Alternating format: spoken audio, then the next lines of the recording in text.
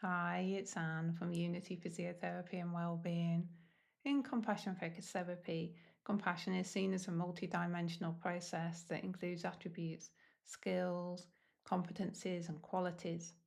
And often when we think about compassion, we think about the qualities linked to how it feels. So things like kindness, care, warmth, courage, and wisdom.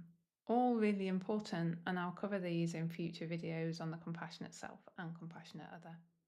This video will focus on the attributes of compassion, which we could see as the building blocks that help us to recognize suffering and take wise action to help alleviate or prevent it, which is ultimately compassion. In compassion focused therapy, there are also 6 core skills. These skills help us to cultivate the attributes of compassion. These skills are attention, imagery, reasoning, behavior, sensory, and feeling. So let's return to the 6 attributes of compassion. The first attribute is sensitivity to distress. This involves openness, awareness, presence, and attention to our own distress and that of others. Awareness is foundational in this. We can't be sensitive to the distress or suffering when we are ruminating or distracting ourselves all of the time. One helpful step is simply to set an intention to be present, to gently notice discomfort, pain, or distress. We can cultivate this in a number of ways, including through mindfulness, which helps to train our attention and supports being fully aware and present. The first attribute is sensitivity to distress.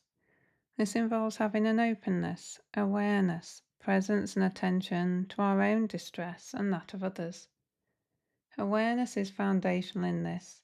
We can't be sensitive to distress or suffering when we are ruminating or distracting ourselves all of the time. One helpful step is to simply set an intention to be present, to gently notice discomfort, pain, or distress.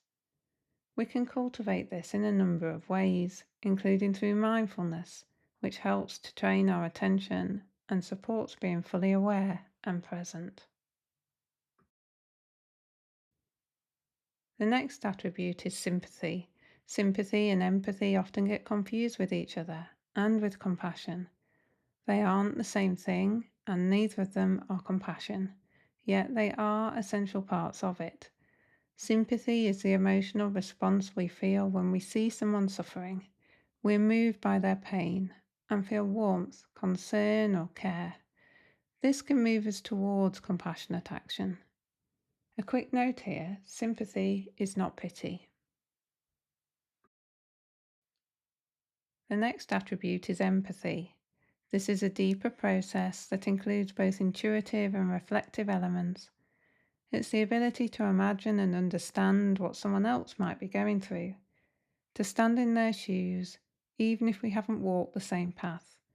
It blends emotional resonance with perspective taking. Empathy also requires us to let go of judgment. This includes self-empathy, such as asking, how did I learn to be so self-critical? Empathy takes courage, and it also requires distress tolerance, our next attribute. It can be cultivated through skills like imagery and compassionate reasoning, which help us understand how we and others came to think, feel, and behave as we do. Remembering too that we have tricky brains shaped by evolution and experience. The next attribute is distress tolerance. This is our ability to stay present with distress and suffering. It takes strength and courage, as it's not always easy to do. The aim is to be present without judgment, another attribute. Distress tolerance is closely linked with acceptance, which doesn't mean giving up or not changing, but instead being willing to be with what's happening right now, rather than pushing it away or trying to force it to be different. Neither distress tolerance or acceptance are passive or giving up.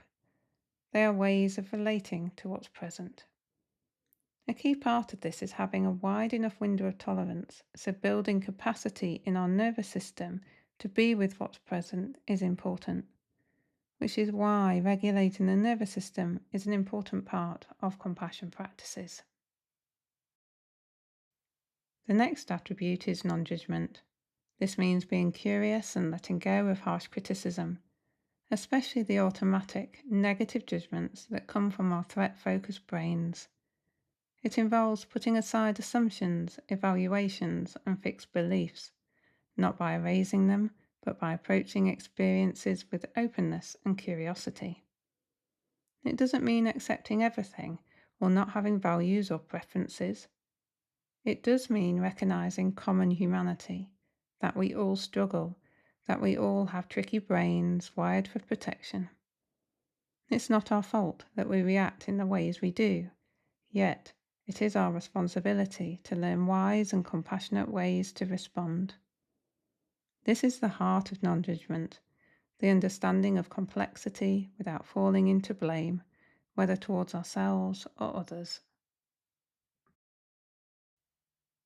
The final attribute is care for well-being. This is about having a caring motivation, a motivation to be helpful, not harmful, towards others, ourselves, and the environment. The caring intention to help alleviate or prevent suffering is at the heart of compassion. This needs to be done wisely, which includes having an understanding of the causes of suffering. Part of this is also letting go of other motivations, like avoiding suffering and competitiveness, as well as certain beliefs and misunderstandings of compassion. Ultimately, aligning our whole selves with a compassionate way of being. Let's take a few minutes now to reflect on the 6 attributes. I invite you to take a few minutes and reflect on the 6 attributes. You could ask yourself, which of these attributes comes most naturally to me? Which one feels more difficult, more challenging, or unfamiliar perhaps? Where can I already see these attributes showing up in life? And where might there be space to grow or deepen?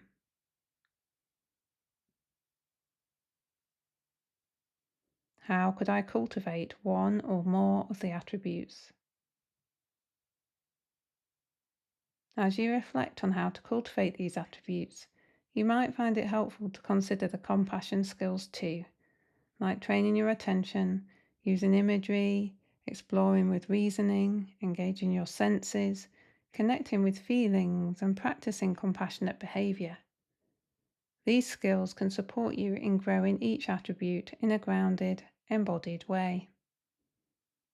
Reflecting on the attributes in whatever way is helpful for you. Pausing the video if you need to.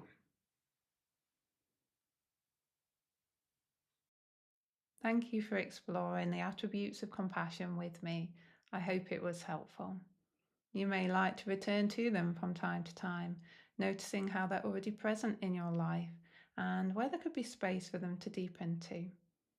Compassion is something we can grow with practice, awareness, and intention. I, as always, would love to hear your thoughts on this video and any reflections it may have brought up for you. Okay, take care.